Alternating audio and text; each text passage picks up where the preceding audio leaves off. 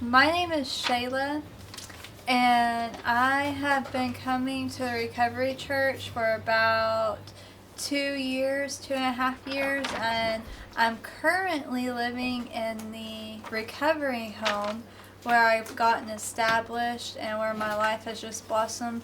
And we are doing interviews with people where they can share their own recovery church testimony. And today I have Kenneth Ashley with us. Okay, how long have you been coming here, Kenneth? It's been, let me see, since 2012, 8 years. 8 years. 8 years. What was your life like before coming to church? Oh boy, it was a mess.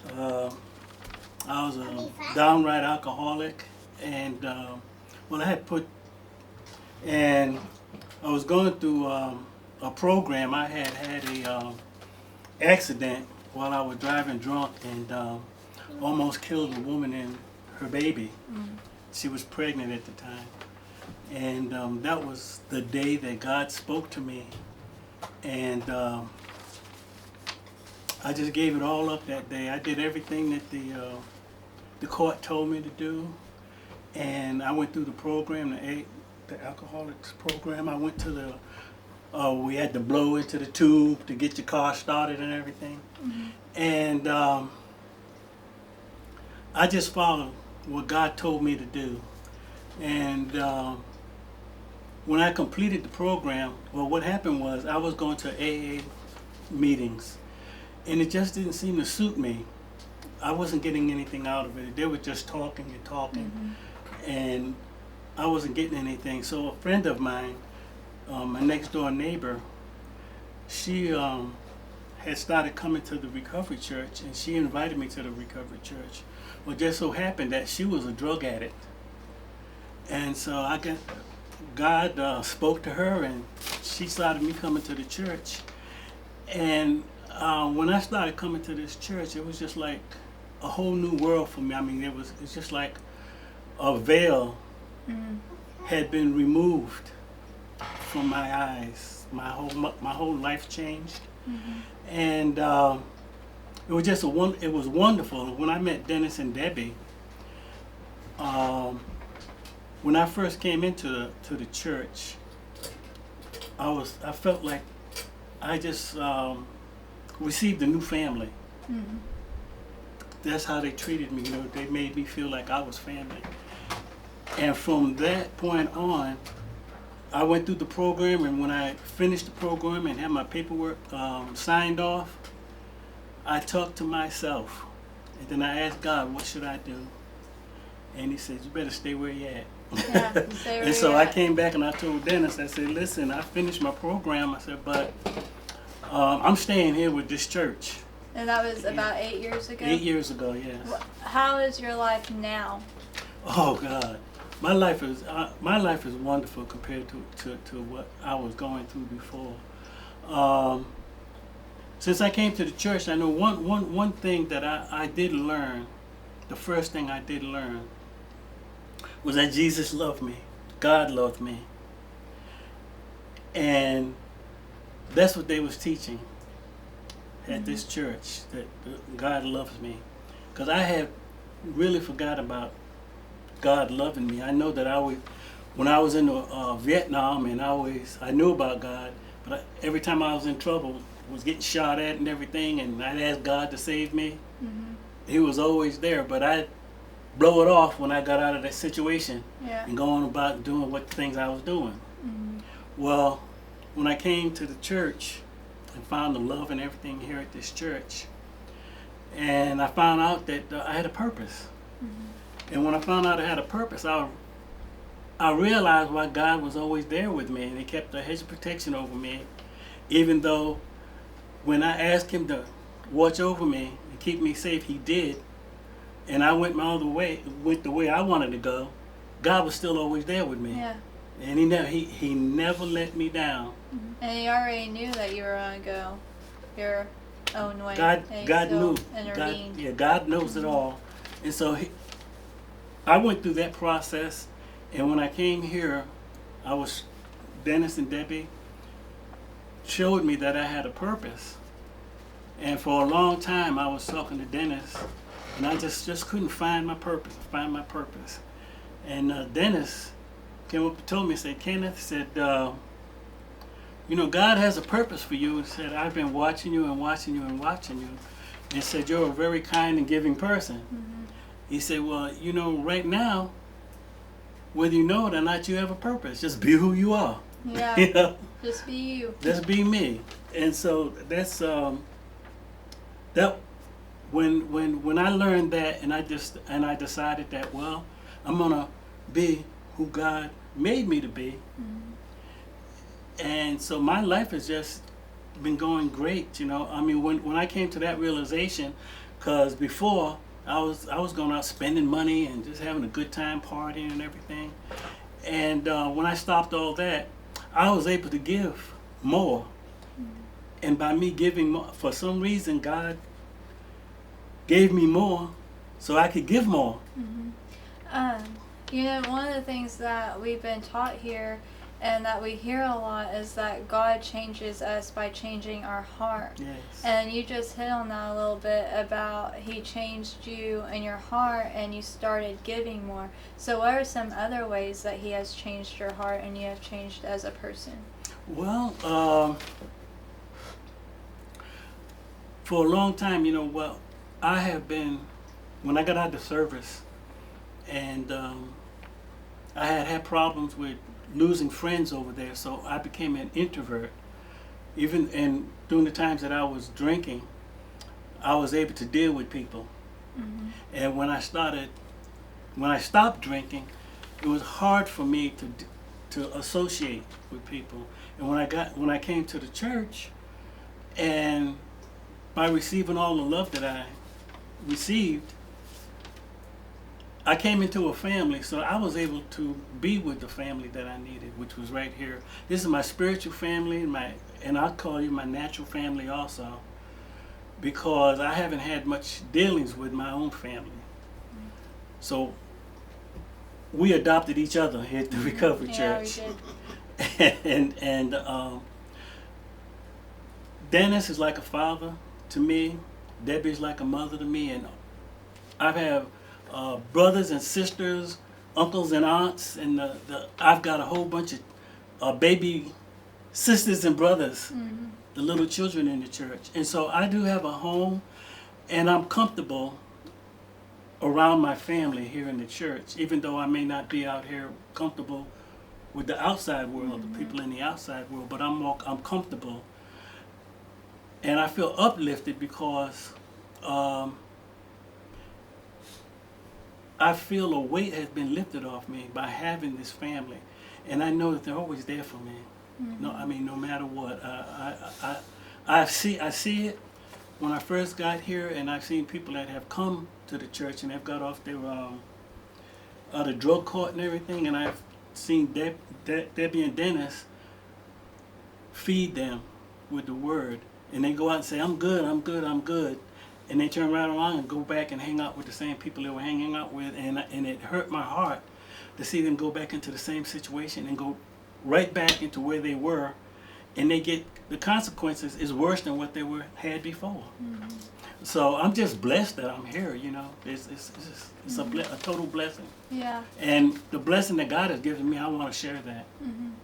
And I love how you started talking about how we're family, because just last night, Oakland was calling you Uncle Kenneth. Oh, yeah. All right. So what are some defining moments you had where you began seeing God work in your life? Well, that, like I said, when I got into that car accident, Yeah. and God spoke to me and told me what I needed to do, and I followed what He told me to do. And the thing about it is that as I went through this program, and God was telling me, and do this and do that and do this. And then when I got to the end of my program, and I went down to the judge told me that all of that was expunged. Wow. Yeah. Everything that had happened was That's a expunged big from my God move. record. And you know, that incident right there was the pivotal point in my life with God, because I knew I was going to prison for drinking and driving and going through a stop sign, and that woman ran into me. But when she got out of that car and I seen she was pregnant, I said, oh no. I mean, I just saw my whole life just pass in front of my eyes. I was going to be in prison. And that's when God spoke to me and said, you'll be okay. Do what I tell you to do. Yeah, trust and obey. Yes, trust and obey. And that's what I did. And he brought me through. Brought me through. So I know there's a God. And would you say that one of the big things that you've taken out of what God has taught through Dennis and Debbie is that you have a purpose? Yes. I do have. I know I have a purpose. You know, I mean, as I look back and see all the times that He saved me, and you know, I was searching for a purpose until Dennis told me, "said, but just be who you are." And God made you who you are. God put in you what He wanted in you. So do what He wants you to do. And I said, well, you can't fight that. You know, you got that's something that if it's already in you, it's going to come out. Where in your life have you been the most influenced by Debbie and Dennis? From the day I walked into the door. I know. From the day I walked into the door. Yeah, there's so many answers that go through my head about that because, one. you know, as I listen, you know, when Dennis teaches and everything, and I listen to his teaching, but there's always those nuggets that Dennis speaks about.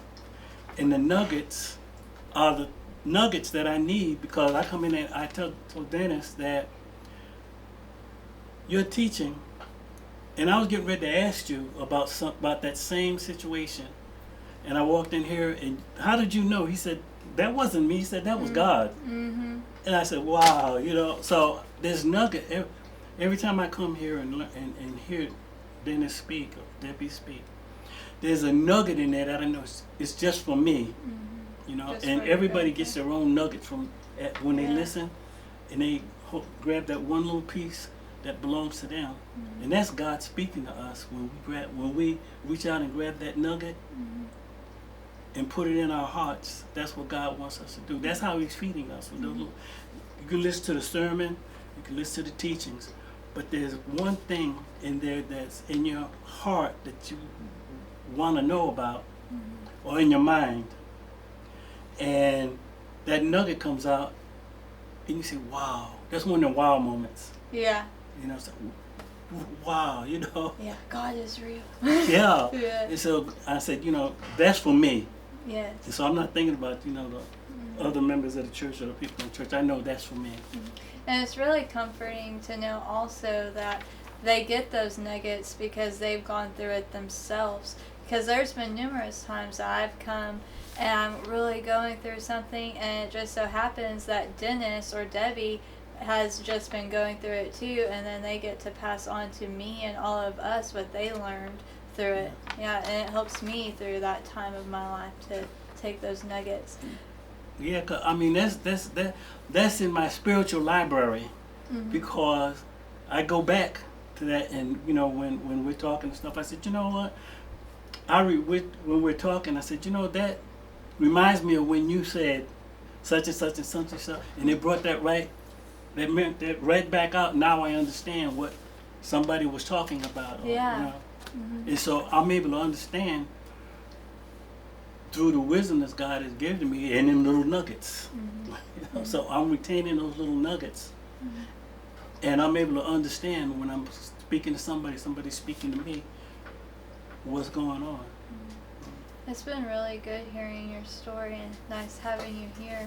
You know, one of the big reasons why we're able to have this church is because of the partners that help. Lord, yes. So what's something that you would like to say to the partners who help make this dream a reality? Well, I want to thank them, and I want to thank them for being a blessing to this, not just for the church, but for this whole community, because it's not just, I mean, when we walk out these doors, we're part of the community. And so when they're blessing us, they give us the opportunity to go out and bless this whole community, because we're not just going home and sitting down and forgetting about what we've learned. We share this, and I know I like when I'm a shopper, and I love to go to Walmart or different stores, but I always get a chance to talk to somebody, and I get a chance to interject about Jesus Christ, and and I try to make people that when I feel their sadness, and I try to interject happiness in them when I see them, make them brighten up their day. And so by the fact that I'm able to come to this church through the donations and through our benefactors, that they're taking care of the church in this ministry, I wouldn't have been able, there was no way I'd have been able to be that type of person, because I wouldn't have known who I was, and so now I know who I am, and it just makes me feel a whole lot better knowing that we have this support, and I have a home. I have a home, and I have a family, and I'm able to share with the rest of the community what we have here at this church. And you're saying that, and it's so true and so funny, because every time I see you, like out at Walmart, or I'll go to the Dollar Tree, and there's been times I'm like way on the other side of the store, and I hear you just talking it up with somebody, and like giggles and laughing, and so that's awesome. Thank you for sharing your story with us. I think we're going to close that out. Okay, well, I just want to say one more. I am so happy for our benefactors, and I can't thank you enough for what you've done for me and this church and God's ministry in this whole community. I just thank you from all my heart. Yes, thank you. And we're going to close that out, and next week we will have another person from our spiritual church family who will tell us a little bit about their story too. Yeah, that's awesome. I'm behind the scenes, guys. I did want to say this. One of the things, and I know you can't see me, but one of the things that I watched Kenneth blossom in was when he started loving himself and discovered that his purpose was in him. He just needed to be him. And he draws people to him like